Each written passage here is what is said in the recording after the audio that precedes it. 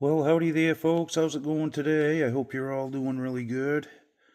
Well, we're back on the bench here working on this 1960s Kawai Kingston electric guitar here. In yesterday's video, we actually fixed the tremolo system here.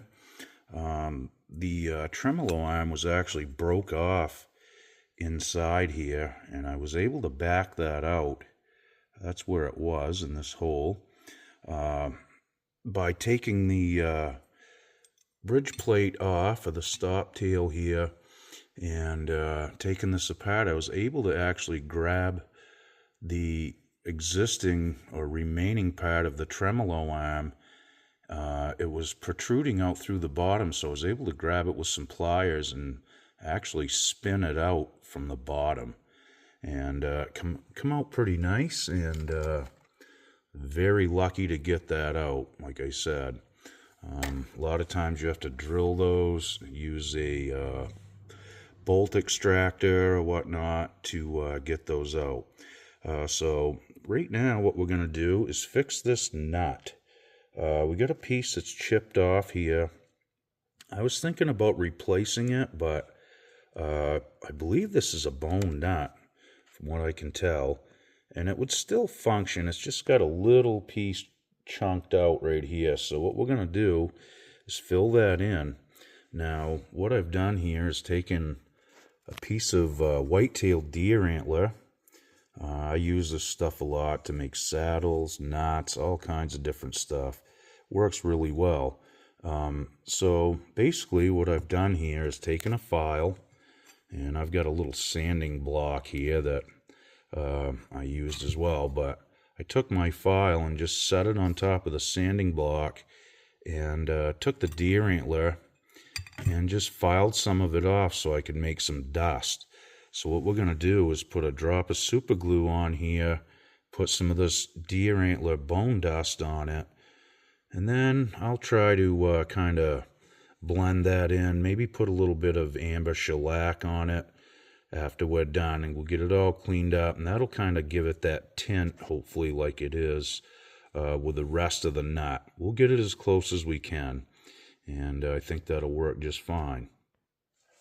Okay, so I'm going to make just a little bit more dust here, and again, just going to take my file and set it on top of this little sanding block here, just to catch the dust. And it doesn't take a lot. I mean, we're not filling the Grand Canyon here or anything, so I just need enough to fill that slot. Alright, so I'm going to just scoop a little bit of that up onto a thin guitar pick here and get that ready to go. So we're going to put a little drop of glue in here. I'm using super glue gel, by the way. It's a little heavier viscosity, so now you're going to spill a little and lose a little bit, so you might have to make a little extra. I'll try to scoop up what I spilled. I dropped a little bit. Okay, I'm just going to let that sit. I'll blow off the excess and just kind of pat that in there gently. And we'll let that sit for a minute. And we may have to add some more. Let's take a closer look at it here.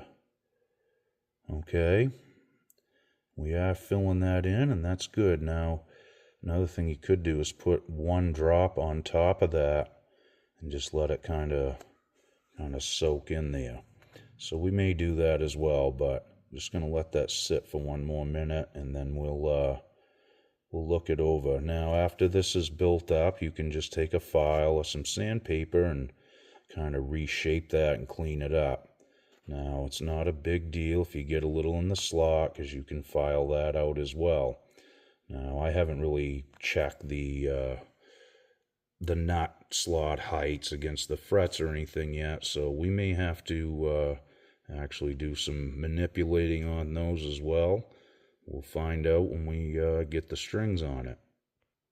Okay, now that doesn't look too bad, but we're going to put one more drop on here.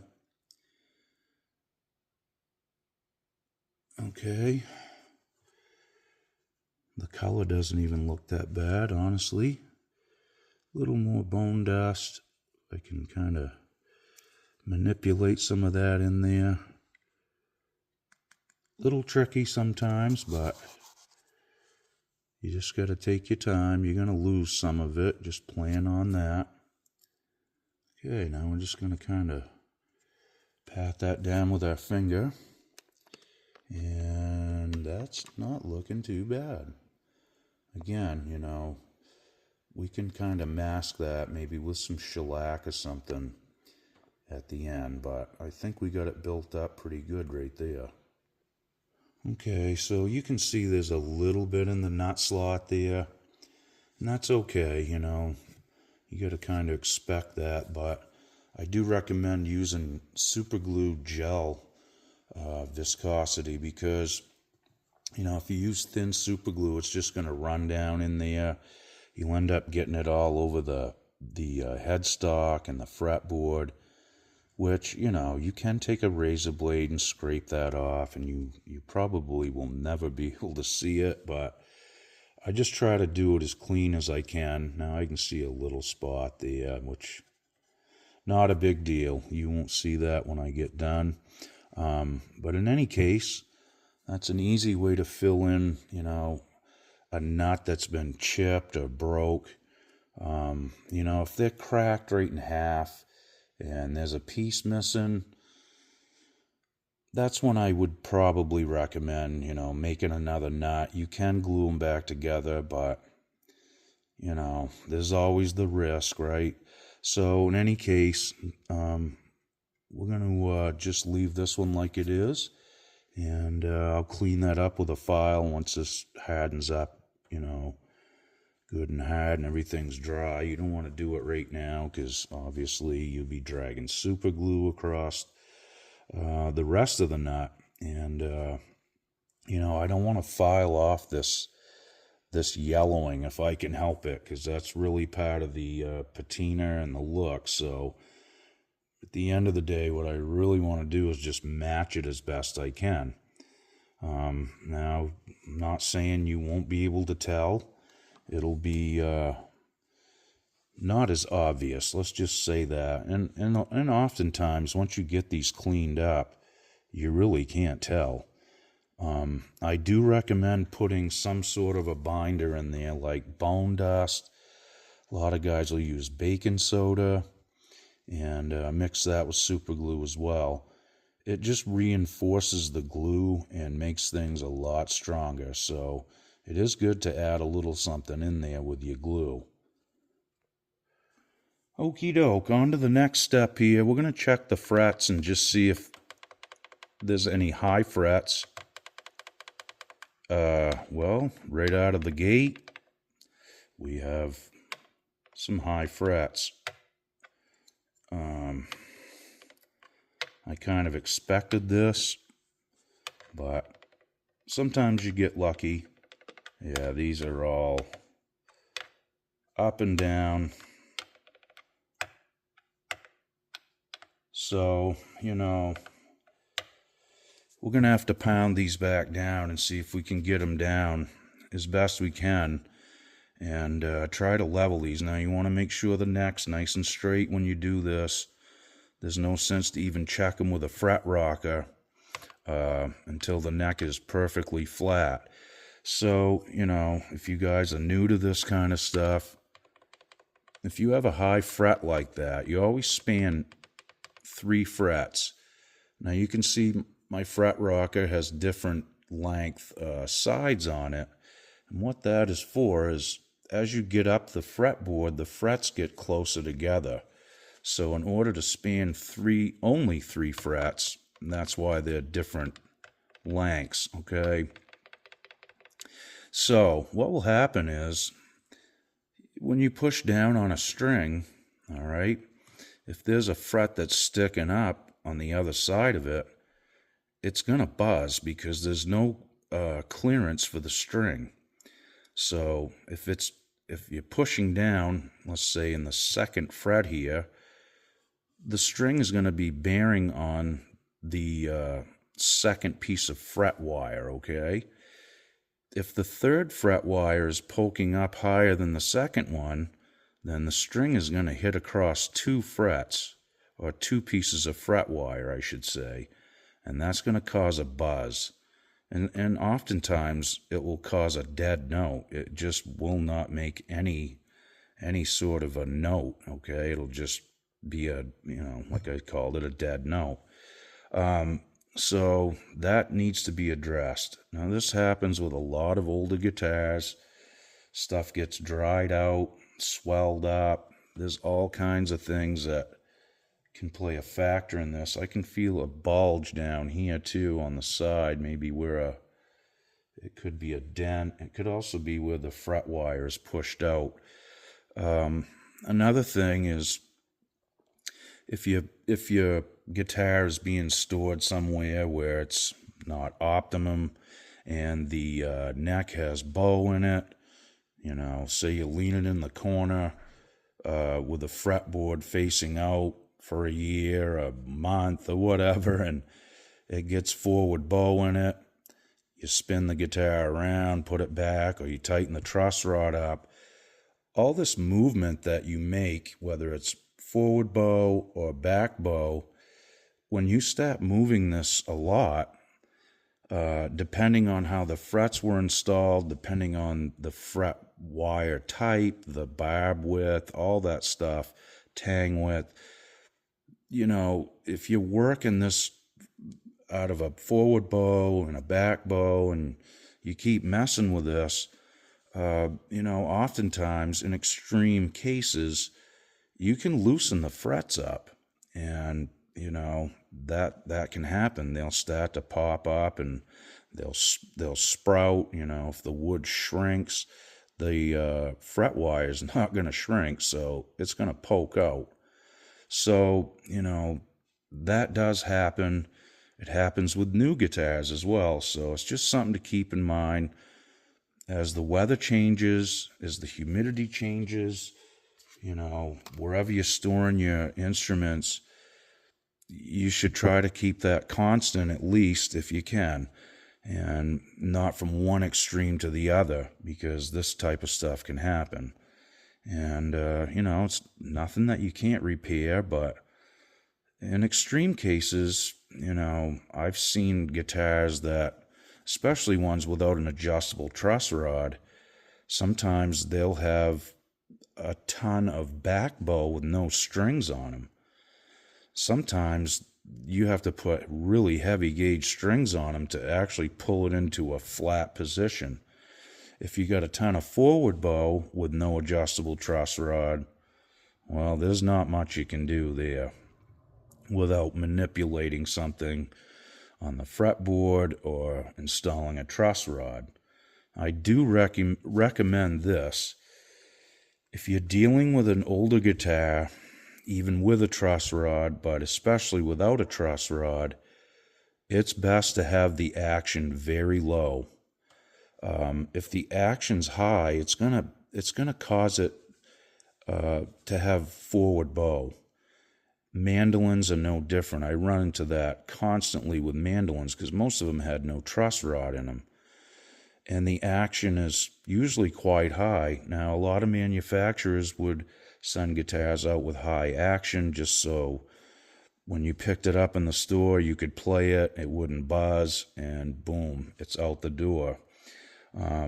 But over time, the high action, it just causes a different pull, okay? And it has a tendency of trying to make the guitar fold itself in half, which is basically what all guitars are trying to do, just the way they're manufactured and strung up and whatnot. So, I try to get the action down as tight as I can.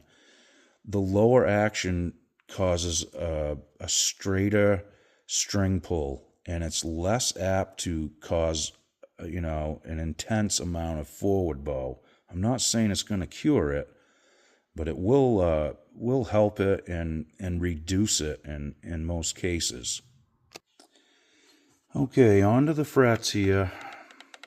Again, we got a lot of high frets, so the first thing I'm going to do is see if I can tap these down. Just going to go across them easy. Well, that didn't seem to do a lot. Let's try that again.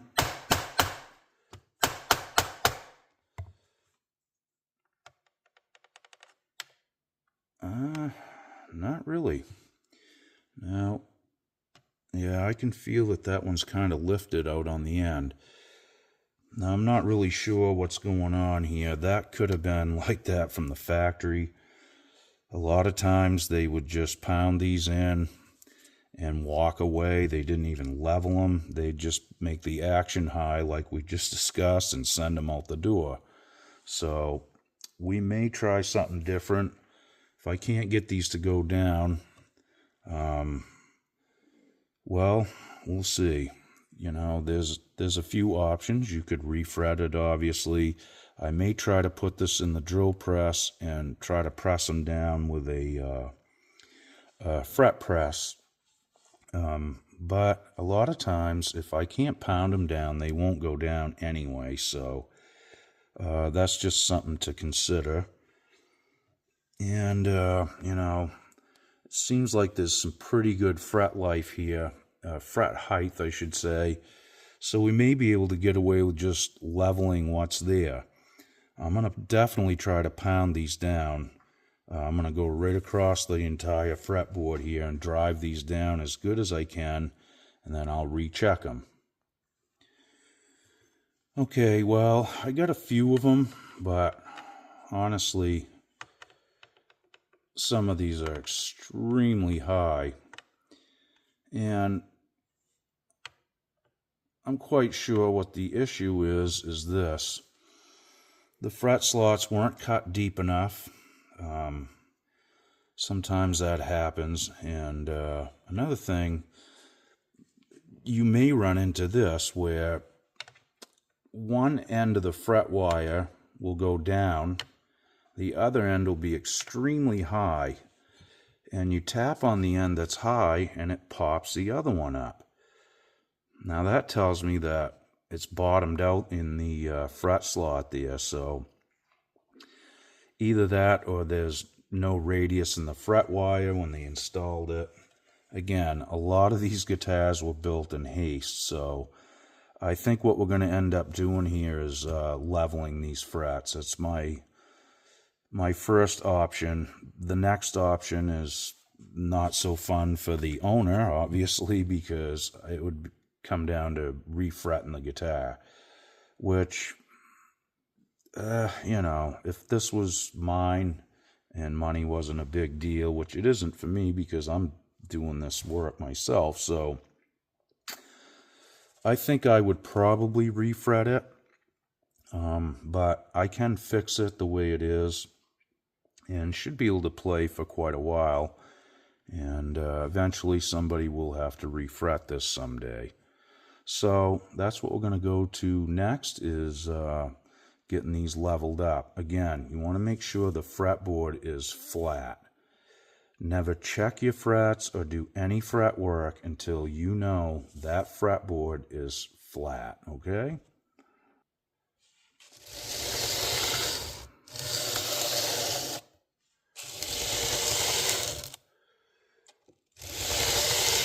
Alright, so we're just taking a sanding block here, making some passes across there. Now, after you do this for a while, you start to pay attention to what it feels like. I mean, honestly, and you can feel like train track effect, I guess, is what the best way I could describe this. You'll feel the ones that are really high. They'll even make a noise sometimes, a little clackety-clack noise when you go across them. So take a few strokes, check it with your fret rocker, Now some of these I'm going to have to address individually and actually file the ends down too, but this will get a lot of the heavy lifting done. Now in the middle, not so bad. It's mostly out on the edges here that I'm dealing with a lot of this, so. Okay, so keep in mind, you know, don't take a ton of the fret wire off. You want to be as minimalistic here as you can as far as removing the material, because you don't get it back. And remember, you're going to have to recrown and polish these too, so there will be some more material that gets removed. So small steps. I can't stress that enough. All right, I'm going to check that second fret. Still quite high out on the end. It feels pretty good across there. Now, I've tried to drive that down, like I said, and I honestly think it's not moving either, but I honestly think it's just a shallow fret slot there that's causing it, and, you know, it happens. All right, so what I'm going to do here is I'm going to just start on this second fret, if I can stop moving the camera. It's kind of in my way. This is tough to do on camera sometimes, but I'm going to focus with a flat file, a little mill file here on that second fret, and I'm going to work my way across the fretboard like this. Don't just start in the middle, start on one end and work your way across. Now it's just a little high right there in the middle, so I'm going to just take a couple light strokes right here and get that pretty close. All right, that feels pretty good. Now it does not take much to make a string buzz from, you know, high frets. You know, 8,000s, 5,000s will buzz. You got to remember, like if you're playing 10 gauge strings, the treble string's 10,000ths of an inch. That's not very thick, and you know, half of that height on your fret wire can make that string buzz. And boy, is that annoying. We all know that, right? There's nothing worse than having a nice guitar that frets out or buzzes really bad. Now here's another really high fret here. Now I'm going to try to pound that one down a little bit. I'll do that as I go across here too. I've already pounded them down, but you know, sometimes you miss one. Now that is a little bit better. You got to be careful. Like I said, if they're loose, sometimes you'll put your fret rocker on there and it'll feel a little high. You start filing on it, put your fret rocker back on, and it still feels high. So one way to tell if it's loose, let's say you got a high fret here. Let me find one. Shouldn't be too hard. Okay, here's a pretty high fret. So if I push down with my fret rocker, that goes away. Now that tells me that's slightly loose. So again, you can try to pound them down. If not, then, you know, if that won't work, you may have to put a little touch of thin super glue on the edge of the fret, press it down, and hold it down that way. Again, you know, to me that's not optimum. I would rather completely refret the guitar, but you know, it's not cheap to do it. The fret wire isn't necessarily expensive, but it's quite labor intensive, and you know, it's just the way things go. Sometimes people would not rather pay, you know, $200 or $300 or whatever luthiers charge nowadays to refret guitars. You know, sometimes the guitar may not be worth a ton of money. If it's a player and it's sentimental, it's just something you like, well, that's a little different. If you're going to be buying and selling guitars, you have to keep that in mind as well.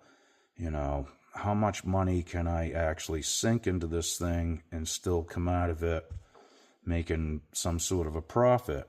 And, you know, you can't do this stuff for free if that's the business you're in. So, again, that's just stuff you need to keep in mind and pay attention to. I've seen that before where people have filed on the same fret, check it with a fret rocker, it's still rocking, and the reason is because when you went across it with the file, it pushed it down and then it popped right back up. And eventually, you know, you filed all the life off the fret wire, and then you have to refret your guitar. So pay attention and just keep that in mind. All right, let's go back down through and see how we're doing. Okay, now we're starting to look pretty good here as far as high frets. I have one right there at about the 6th fret. It's quite high. So I'm going to address that one with a file on its own. And, you know, this is a process of elimination, like I said. Now I'm just going to keep going in the same direction. I'm working from the nut towards the guitar body. So, you know, don't start in the middle and start working your files and sanding, because honestly what can happen as soon as you, let's say you rock across these 3 frets, okay? Let me get back here in the camera. Let's say you rock across these, and this one in the middle is high, so you file that one down. Well, now that makes the ones on either side of it higher, obviously. They don't grow, but as you drop that one down, it's going to change the next set that you try to rock, okay? And what ends up happening, now that's super high right there. This is the, 8th fret. What happens is, you know, you end up chasing high frets across the fretboard in one direction or the other. And that's why I say start on one end of the fretboard, work your way across. If you are going to refret your guitar, I have a bunch of videos on how to do that in my playlist, so if you want to check that out, feel free. I completely 100% recommend gluing your frets in. Now, some people disagree with that. Some manufacturers do not glue them in, and that's fine. You know, I've heard different types of fret wire can also play a factor in whether, you know, how well they stay in. Jessica brand is a good brand of fret wire. They're all pretty decent, it seems, nowadays, but I glue them in every time. And that just is a little more of a guarantee for me. If I'm, you know, refretting somebody else's guitar especially, I just don't want that chance of them popping out, because once it leaves my hands, I don't know what they're doing with it. They could be storing it in a refrigerator. You know, there's always those extreme conditions that you can't control once it leaves your hands. So I recommend gluing them in, and that's just my personal preference. You don't have to, but that's just the way I do it. That way, you know, if you deal with a fret that's not glued in, like I said before, you may tap on the end of it and it'll pop the other end up. Now this end's high, so you tap that down, it pops the other end up. It's just really hard to control. So if you are going to do it, I recommend gluing them in. And again, that's completely up to you. All right, so we've got them pretty much leveled here. Now what I'm going to do is take a flat file, a mill file. I'm going to run it along the edges here, just to feel if I can see if I can feel any poking out. Now, you can hear them usually, like that noise you hear. That's usually a good sign that one's poking out, which it is. Now you got to be careful doing this, honestly. I do recommend this too.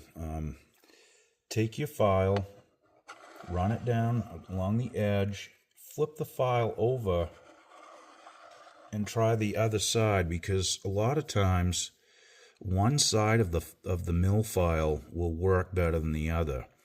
It seems to be flatter. Sometimes there's a little concavity on one side more than the other, and it really won't give you a good read. I can feel a couple sharp ones down here on the second fret. Now that one was high and we drove that down some, so it obviously made that sprout a little bit and poke out. So I'm just going to try to get some of that knocked off. Be very sure and very careful that you're not tipping your file too much. You don't want to put a real pronounced bevel out on the end of the fret wire, because that takes away the real estate of where your string's going to ride. If it's too close to the edge and you've got a real pronounced bevel, the string will drop off the fret wire when you're playing. Very annoying, and really makes the guitar unplayable oftentimes. So that's something else that you really need to pay attention to. I don't like to put much bevel on the edges. I'd rather clean them up with a fret dressing file like one of these you can get from StewMac. One side is flat and the other side is rounded, which is a safe edge. So what I'll do is just kiss the very edges of the fret wire on each side in both directions. Now, you can do it with the flat side. You may want to tape your fretboard off because it can leave a mark. Now, it's a compound motion. I just start on the edge and kind of roll the file over this way. Let me see if I can demonstrate it better from this angle. So I'll start kind of straight on and just roll it slightly as I go over the edge and down. It's kind of a compound motion. And I just try to do the same exact technique on every one of them. And you can kind of feel that too. The more you do this, you'll get used to doing this, and you will actually feel the hang up on the file, if you will. So once I get that done, I'll flip over to the safe edge, which will not mark the fretboard up, okay? Now that takes the little sharp corners off the fret wire. I can already feel those are a lot better. I mean, I can hardly feel them at all now poking out. So that's another thing that you'll have to kind of get used to and practice. Now, that really isn't the order of operation. I just wanted to demonstrate that. What I'm going to do next here is actually recrown these. I'm just going to use a basic, inexpensive crowning file. Now, one side of this has, it's concave, so one side is more pronounced than the other, and you can tell when you set the crowning file on the fret wire. Sometimes it'll touch the fretboard, sometimes it won't. Okay, so you got to keep that in mind as well, depending on the size of fret wire you're using. If it is touching the fretboard and that's the right profile for the crown, then you probably want to tape this off. Now, I like to have it so it doesn't touch the fretboard, and sometimes I'll angle the crowning file one side and then I'll angle it for the other side, okay, slightly. And that seems to work good for me. Now, there's a lot of different ways to do it. It's a lot of different files. You could use a 3-corner file and just work each side and do it that way. I've seen that done as well. I've done that myself, and it does work. Again, it's just preference and technique. So what I'm going to do now is go down through, I'll recrown these, and then I'm going to whip the ends off again because this can actually make those a little sharp. So After you recrown, that'll be the last thing, and then we'll take some micro mesh pads and polish them up.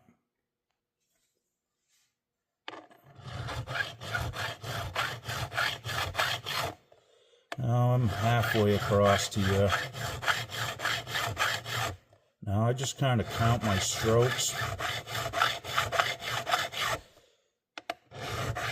or approximately. Just remember, you flatten these off with a sanding beam, so you can't have the fret wire flat either, because when the string touches the flat fret wire, that will also buzz, just like it will in the nut slot. It can't just flat foot across the fret or the nut slot, because it will buzz. So they have to have a crown on them, and you know, just enough so the string has something to ride on, and that keeps it playing nice and clean and makes the notes sing like they're supposed to. Now these are pretty soft pieces of fret wire in here, I've noticed. I don't know what the composition is, but it doesn't take a lot to knock them down, and it really doesn't take a lot to recrown them either. Now, I know I just told you to tape this fretboard off if you're just getting going on this. Now, I don't on a lot of guitars. It's just, I've done it a lot in my lifetime. I've got my own little method, and I'm pretty good at not scratching stuff up. But there's always that one slip, and you know, it happens. So, you know, it isn't a bad idea to tape them off if you're worried about leaving any sort of blemish or anything. Then just tape them off. That seems to be a pretty safe way to go. Okay, so we got them all recrowned. The next thing we're going to do is take some micro mesh. I'm going to start with some 600 grit.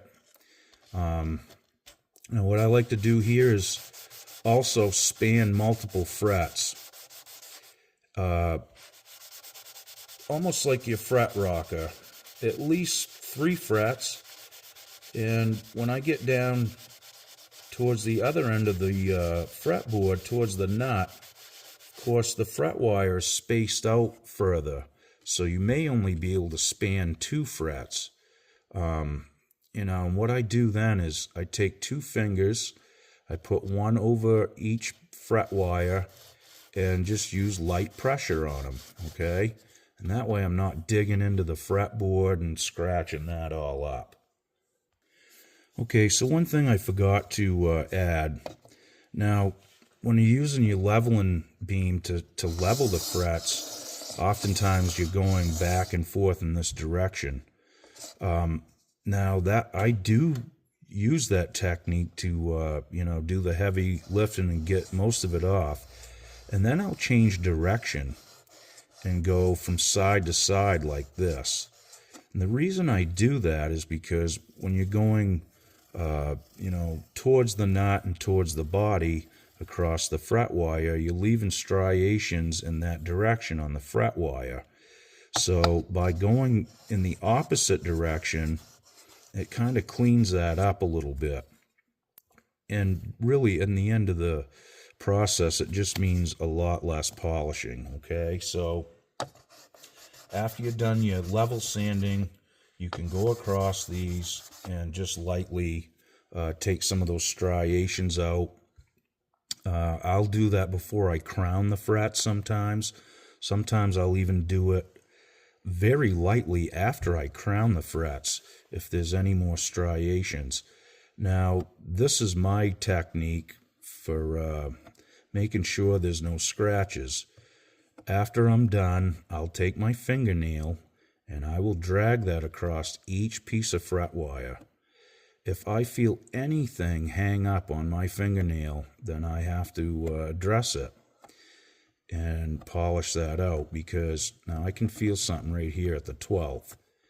just slightly, and it could be just from where I had sanded.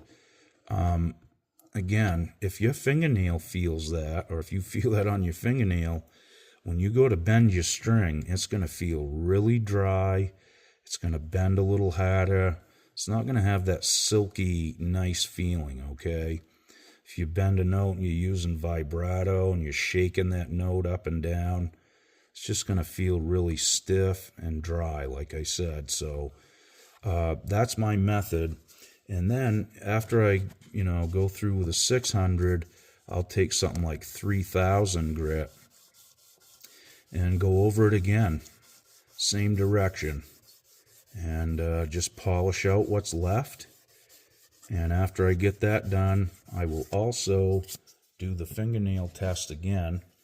Another good thing to do is take a little brush or a cloth and brush all those little filings off the fretboard too, because you don't want to be dragging those back and forth across the fretboard, scratching the wood up, and you also don't want to have those incorporated into your micro mesh or your file or what have you, and just dragging those filings back and forth across the fret wire, which will also scratch it again. So keep things clean. Just take your time doing it, and you shouldn't have any problems. It's not rocket science. It's just really about following the right steps, using the right tools, and taking your time. Now, the first couple fret jobs I did, I made a few mistakes. Luckily, I was able to overcome that really fast, and it all worked out. But I did learn some lessons right out of the gate, and it was really about the technique and the procedure and the order of operation. Okay? Now, I can still feel a few poking out here and there. Now, this isn't a bad time to just take a marker, mark the frets that are troublesome, and concentrate on them. You can take a mill file, for instance, and just lightly go over the edges here, which I will do that sometimes, very lightly. I don't want to put any bevel. It's really just to knock that little bit of sharpness off the top of the crown here where we've sanded and recrowned and done all that. Each step will leave a little something behind, so again, it's all about the order of operation to get this right. Again, after you get that all done, this is my last step, which I'll go down through and whip all the ends off. That way I know there's nothing poking out. You can even use this file on the side of it to just lightly work on those little sharp edges if there's a little bit more of the tang poked out, and that will usually take care of it. I've used my sanding beam with fine sandpaper to do this procedure as well. That also works quite nice. Be careful on older guitars if there's lacquer or binding. You don't want to scratch it, and sometimes the old lacquer is really flaky and it'll pop right out if you get a file near it, or even if a mosquito lands on it sometimes. It's just how this stuff goes. You can't plan for that. You just really have to do your best and try to overcome it as you do it. So again, I know this is getting very long. Yesterday's video was pretty lengthy too, so I'm going to probably stop right there and finish up. I'm getting pretty close. We'll oil this fretboard up, which it is in dire need of some oil. That's really dry. So anyway, I just wanted to go over these few little procedures here, and hopefully this helps you guys out. We're getting closer on this one. Again, I've fixed the broken tremolo arm. We'll be putting the bridge plate back on here, and I'm also going to take the scratch guard off. In the next video, we'll clean this out with control cleaner and spray the pots and switches. I'm also going to try to diagnose the wiring just to figure out what's going on there and how it's wired. But other than that, this is getting pretty close, and I would say in the next video we should actually be able to hear this and see what it sounds like. Well, thanks again for tuning in, folks. I really do appreciate all the views and comments, and I hope you guys enjoy this and find this useful as well. Thanks again. We'll see you guys real soon. Be good. Okie doke.